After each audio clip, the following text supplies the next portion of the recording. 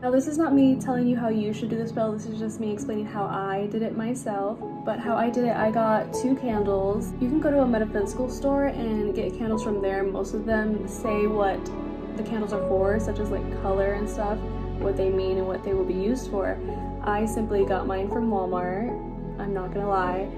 I just got 2 basic white candles from Walmart, and to get them to stand on the platform, I just melted the bottom a little bit with a lighter and then stuck the melted wax there until they stayed. The twine I also got from Walmart. You can also buy that from a metaphysical store if you think that's more appropriate.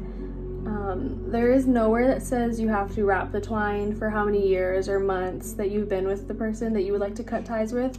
I did it just for more accuracy towards my situation, so I wrapped around 7 times for 7 years, but that's not required. And to identify which candle is who, I wrote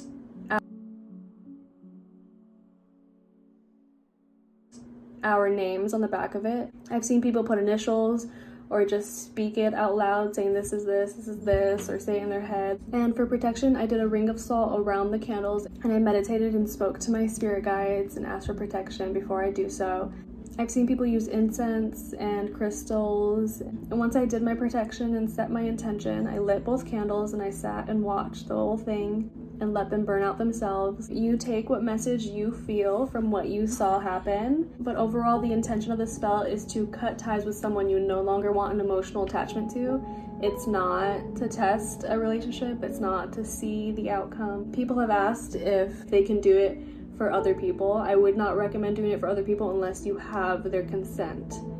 But I would say do the spell at your own risk. This is not me recommending it. This is me explaining how I did it because people asked. I also posted a TikTok right before this one addressing if it was a closed practice or some. So cord cutting spells are getting a lot of attention right now, and for a really great reason. They are a amazing basic spell that everyone should know to sever a connection between you and someone else. This is typically someone that you have left behind. It assists you in letting go of that emotional connection and moving on. Every cord cutting spell is different and every single one is valid. I'm going to tell you what my cord cutting spell looks like. I basically take a white candle and a black candle. I carve my name into the white candle, the other person's name into the black candle. From there, I use twine or string to tie the candles together. Some people let them burn down and let the string burn on its own. I actually use scissors to cut the string and then take the candles and move them far away from each other. Before I do any of this, I either write my name and the other person's name on a piece of paper or take a picture and tear it. The goal is to let them burn down very far away from each other, thus severing the connection. So I really try to stay out of what people do and don't do. But there is something about this cord cutting spell that I know everyone is very eager to use, that I need to stress. Just, if you're going to go ahead and do it, please, this is so important. Do not do this spell if you share children with the person you are going to be performing this spell on. Okay?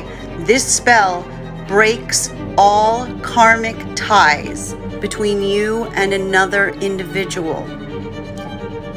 Children are a karmic link.